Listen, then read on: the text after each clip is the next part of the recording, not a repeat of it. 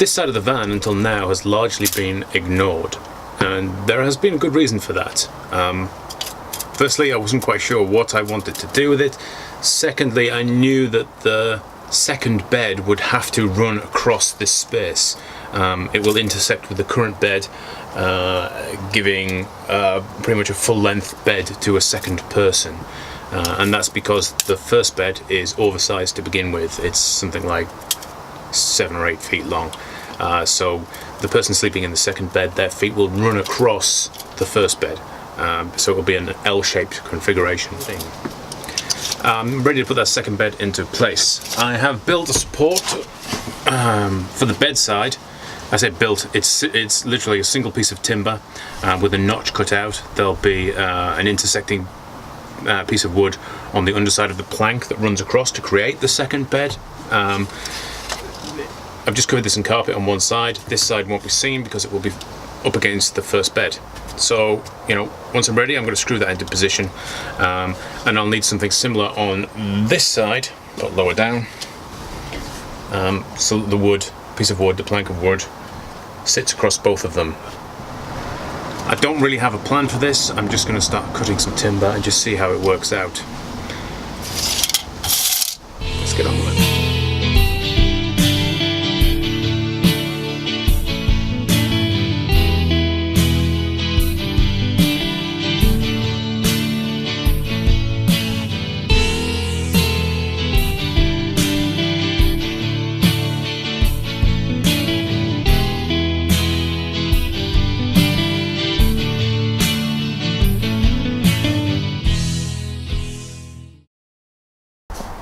This is where the current bed ends, and of course I want this side of the van to line up to be parallel to that.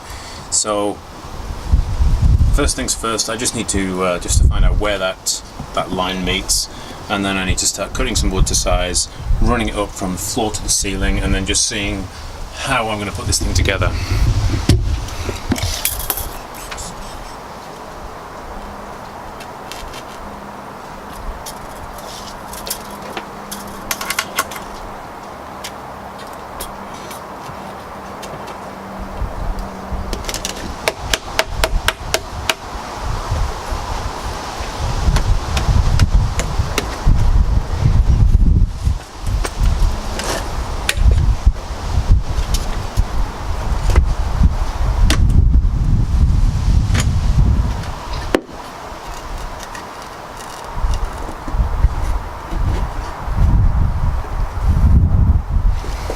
As I get higher up the wall of the van, I'm not going to be able to do that in one solid piece of timber, and that's because the van curves, and when I put the ply lining on the van I had to do that in 2 sections. Otherwise what happens is, even with thin ply,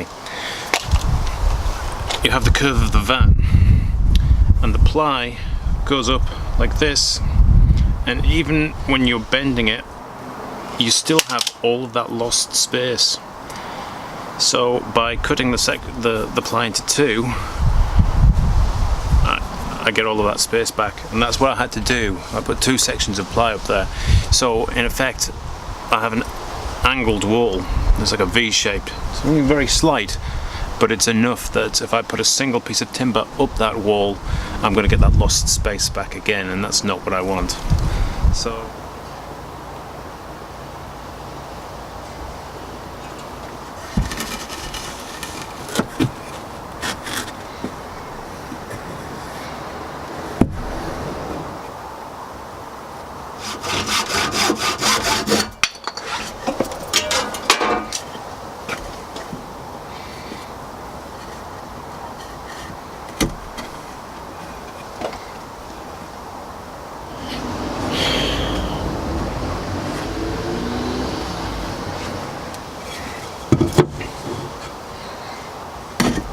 ow!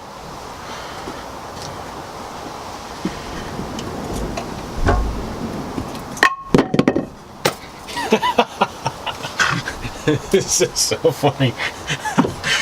Oh, well.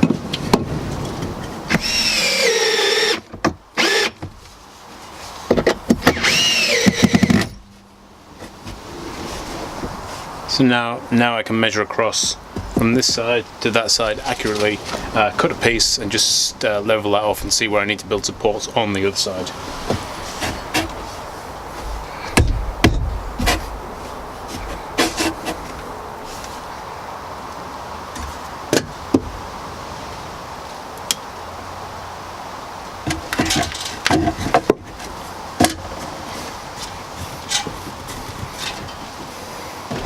It's another beautiful day in the world of van building. Yesterday I got a little bit stalled. A big game that I was waiting for to be released came out yesterday, so I had to spend a few hours playing that. And because I had to dismantle what I'd already done, I made myself this little board. I don't know if you can see it. It just details all of the bits of timber, and I've numbered them all so that when I come back to it this morning, I know where everything was, and I'm making sure that I put back the right pieces of timber. I'm not going to get all confused. So the plan for the rest of the day is to finish framing up that side of the van with the new unit.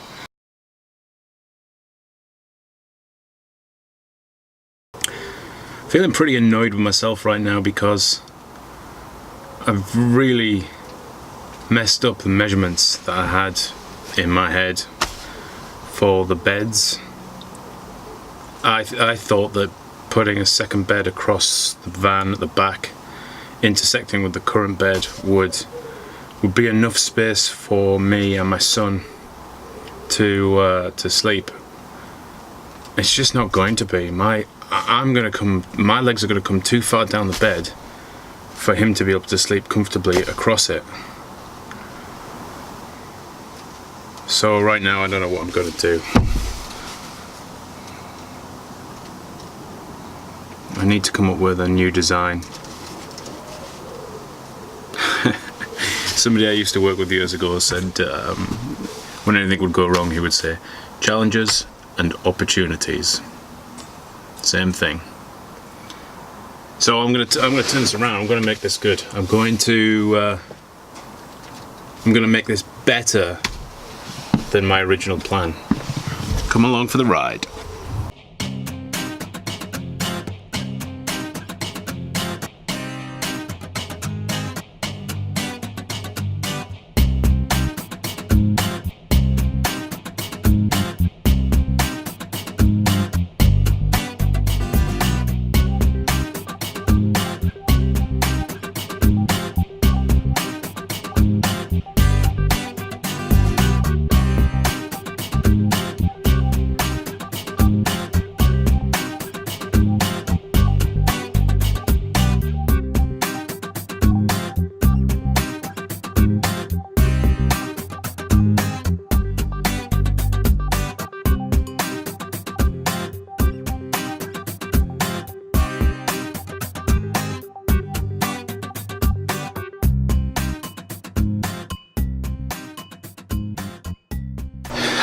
The benefit of actually lifting the bed means that I'm going to get more storage space underneath, so I'll be able to put in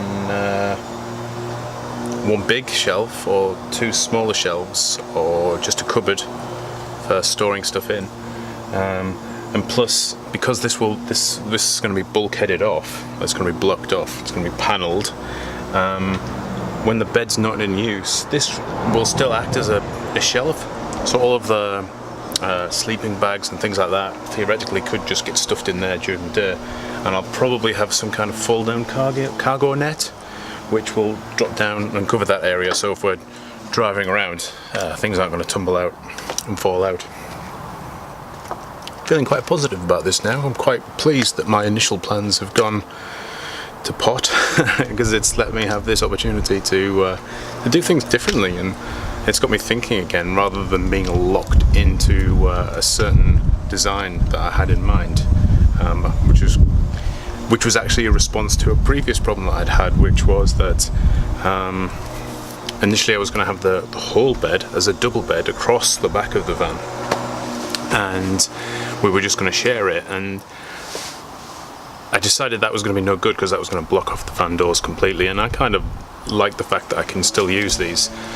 So I decided to go with that L-shaped bed and have one sleep across, one sleep lengthways.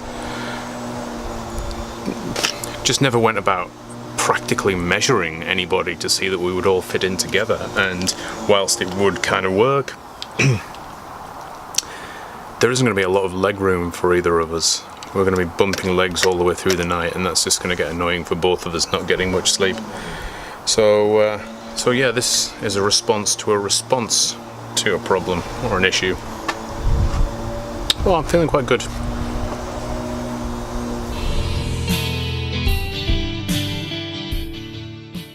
I've reached the point now where I'm ready to put that second bed into place.